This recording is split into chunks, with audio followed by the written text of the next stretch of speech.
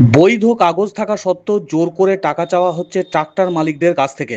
এমনকি টাকা দেওয়া হবে না বলতেই তাদের মারধর করা হয়েছে বলে গ্রামবাসীদের বিরুদ্ধে অভিযোগ তোলেন ট্রাক্টরের মালিকরা।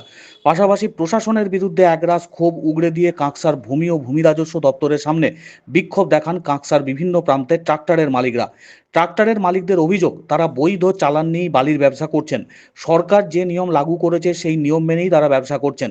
সোমবার রাত্রে শোকনা গ্রামের কিছু মানুষ মদ্যপ অবস্থায় তাদের ট্রাক্টরগুলিকে আটকে তাদের কাছে চালান দেখতে চায় এবং বৈধ চালান দেখানোর পরেও গ্রামের বাসিন্দারা তাদের ট্রাক্টরগুলিকে আটক করে রাখে এবং বেশ কয়েকজন ট্রাক্টর মালিক এবং চালকদের মারধর করা হয় বলে অভিযোগ।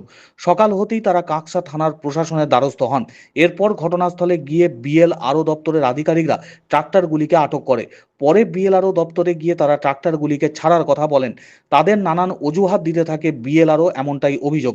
ট্রাক্টরের মালিকদের অভিযোগ, গ্রামের কিছু মানুষ জোর করে টাকা আদায় করতে চাইছে। যারা টাকা চাইছে তাদের মাথার উপরে নাকি কোনো নেতার হাত রয়েছে বলে গ্রামের মানুষ জানিয়ে দিয়েছে। এমনকি ট্রাক্টরগুলিকে ছাড়ার জন্য নগদ ২,০০০ টাকা এবং ট্রাক্টরে থাকা বালি খালি করে দিতে হবে বলে গ্রামের বাসিন্দারা জানিয়ে দেয়। বৈধ কাগজ থাকার সত্ত্বেও তাদের কেন টাকা দিতে হবে সেই প্রশ্নই তুলেছেন ট্রাক্টরের মালিকরা। তারা জানিয়েছেন, প্রশাসন যদি তাদের ট্রাক্টর না ছাড়ে তাহলে আগামী দিনে তারা বৃহত্তর আন্দোলনে নামবেন। ট্রাক্টরের মালিকদের বিক্ষোভের খবর পেয়ে ঘটনাস্থলে পৌঁছায় কাঁকসা থানার পুলিশ। গ্রামে মদ্যপান যুবকরা আমাদের গাড়ি আটকালো কেন? পুলিশ প্রশাসন জবাব মারলো কেন? জবাব দিন। মালিক দিকে মারধর করা হলো কেন? প্রশাসন জবাব দেখ।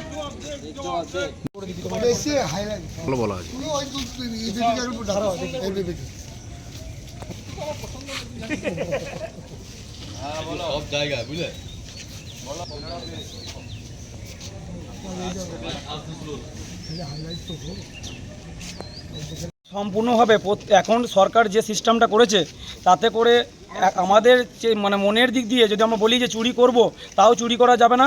3 বকেট বালি হিসাবে একটুকুনো বেশি বালি দেবে না, প্লাস প্রত্যেক টিপে চালান ছাড়া গাড়ি লোড দেবে না এবং চালান ছাড়া গাড়ি ঘাট থেকে বেরোতে দেবে না। সেই সিস্টেমে, সরকারের সিস্টেম অনুযায়ী আমরা চালান কেটে গাড়ি চালাচ্ছি। তারপরে আমাদেরকে এইভাবে অত্যাচার করছে এবং ধরেছে। আমরা যথাযথ কোনো কিছু না বলে গাড়ি দাঁড় করিয়ে দিয়েছি, প্রশাসনের কাছে এসেছি। প্রশাসন বলেছে বৈধ চালান থাকলে গাড়ি ছেড়ে দেবো। এখন বিএলআরও ম্যাডাম বলছে যে চালান থাকলেও আমাকে 25,000 টাকা করে দিয়ে গাড়ি ছাড়িয়ে নিয়ে যেতে হবে। তার এইটার কারণ কি, এটা আমরা জবাব চাই যে চালান থাকার সত্ত্বেও পয়সাটা কী জন্য চাইলো, কারণটা কি, যে পয়সা চাওয়ার অধিকারটা কি? তাহলে কি এটা আমরা অবৈধ? তাহলে ঘাটটা বন্ধ করে দেখ বা আমাদের গাড়িগুলোকে সেই রকমভাবে ব্যবস্থা করুন। একটা গাড়ি নয়, 36টা গাড়ি আছে। তাই এই গাড়িগুলো যদি অবৈধভাবে চলছে তাহলে প্রশাসন সেই ব্যবস্থাটা করুক। আমি চাইছি যে এগুলো তো বৈধ চালান, আমরা চালান কেটে বালিয়ে এনেছি, তার পরিবর্তে কি এই ফল? আপনারা তাহলে কি চাইছেন এখন? আমরা চাইছি যে আমাদের চালান চেক করে আমাদের গাড়ি প্রশাসনিকভাবে আমরা যদি ঠিক থাকি আমাদের গাড়ি ছেড়ে দেওয়া হোক। আর যদি এরকম আবারও হয়, ওইটাই আমরা বলতে চাইছি যে যদি আবার এরকম দুর্ঘটনা, আজকে সোংনায় হয়েছে, কাল মানিকারা হবে, কালকে রাজমান্দা হবে, গোপালপুরে হবে, তাই যদি সাধারণ পাবলিক এইভাবে গাড়ি ধরে নিয়ে পড়ে যদি বিএলআর হাতে তুলে দেয়, এইভাবে সারাদিন রাত হ্যারাসমেন্ট করায়, তাহলে কি সরকার কি পদক্ষেপ নেবে? আমরা সেই আন্দোলনে এসেছি যে এটা কিছু একটা বিহিত হোক। যদি সঠিক থাকে সঠিকভাবে চালাতে দেখ, আর যদি অবৈধ থাকে তাহলে বন্ধ করে দিক। এটাই আমাদের অনুরোধ। আপনার নাম? আমার নাম প্রদীপ মাঝি, আমি আমলাজোড়া মানিকারার বাসিন্দার, কাকসা থানার অন্তর্গত। আমাদের বিক্ষোভ বলতে কালকে রাতে আমরা বৈধ চালান নিয়ে ট্রলি করে বালি আনছিলাম। তা সুগনার বাউরিপাড়া আকুড়েপাড়া মিলে মদ প্লাস গাঁজা খেয়ে পরে আমাদের ড্রাইভারদেরকে আটকায়। ড্রাইভারদেরকে বলে যে তোদের মালিকদেরকে ডাক, মারধর করে আর বলে তোদের মালিকদেরকে ডাক। আমি যখন রাত 12টা 12:30 আমার বন্ধু প্রদীপকে নিয়ে যাই, তখন আমাদের সাথে একটু হুজ্জাহুজ্জি হয় যে তোমরা কেন আমাদের চালান থাকতো গাড়ি আটকাচ্ছ। তা বলছে চালান এইগুলো বৈধ নয়। তা আমাদের চালান বৈধ বটে কি না বটে তার জন্য প্রশাসন আছে, বিএলআরও ম্যাডাম আছে, এসডিওর আছে। গ্রামের মদ্যপ যুবকরা কেন আমাদের গাড়ি আটকাবে, সেই নিয়ে প্রতিবাদ করতে যাওয়ার জন্যে আমাকে আর প্রদীপকে ধারালো অস্ত্র এবং শাবল রড দিয়ে তাড়া করে। আমরা সেই সময় প্রাণ বাঁচানোর ভয়ে নতুন গ্রামকে দৌড়ে পালিয়ে আসি। তারপর রাত পেরিয়ে সকাল হয়, আমরা প্রশাসনের কাছে যাই, বড়োবাবুকে আমরা চিঠি করি। বড়োবাবু সকালে আমরা যখন প্রথম যে আমাদেরকে বলছিল বালিটা খালি করে দাও, হ্যাঁ, আমরা যখন প্রথমে ওইখানে আবার যাই ও সকালবেলায়, তখন বলছে বালিটা খালি করে দাও প্লাস 2,000 করে টাকা দিয়ে গাড়ি ছাড়িয়ে এলে যাও। তা আমরা তখন 2,000 টাকা প্লাস বালি দিইনি। তারপরে আমরা থানায় আসি। থানায় এসে বড়োবাবুর সাথে দেখা করি। বড়োবাবু বললো জিডি দিয়ে পরে বিডিও ম্যাডামের কাছে যাও।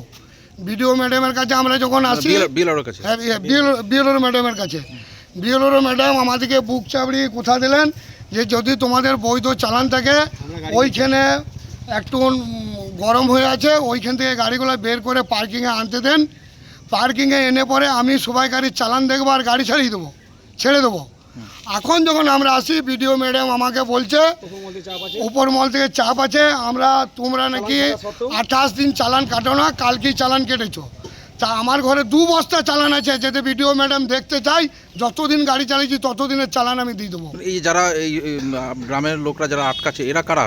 এরা সুগনার বলতে সুগনার গ্রামবাসী। মানে কোনো রাজনৈতিক দল আছে নাকি? রাজনীতি ওরা বলছে যে আমাদেরকে বড় নেতারা বলেছে। আমরা যখন বলছি কোনো বড় নেতার নাম বলো, বলছে না আমরা বড় নেতার নাম বলতে পারবো না, কোনো নেতার নাম করে নাই। বিধায়কও তো বলছে নাকি চালান এদের আছে, সবই ঠিক আছে, হ্যাঁ, কিন্তু বেশি দাম নিয়ে নাকি কেনা হচ্ছে এদের। সেটা তারা ঘাটে বুঝুক, ঘাট মালিকের সাথে বিডিও ম্যাডাম বুঝুক, বড়বাবু বুঝুক, ঘাট বন্ধ করে দেখ। আমরা একটা সামান্য বেকার ছেলে করে কর্মে খাচ্ছি, আমাদের পেছনে আমাদেরকে যদি এইভাবে মারবো ধরবো করে, তাহলে আমরা কি করে রাত্রে বেরোবো?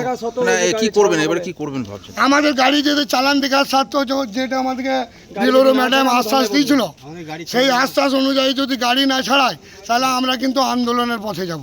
আপনার নাম? আমার নাম শান্তিময় ঘোষ, বাসকোয়া গ্রামের বাসিন্দার, কাকসার বাসিন্দার।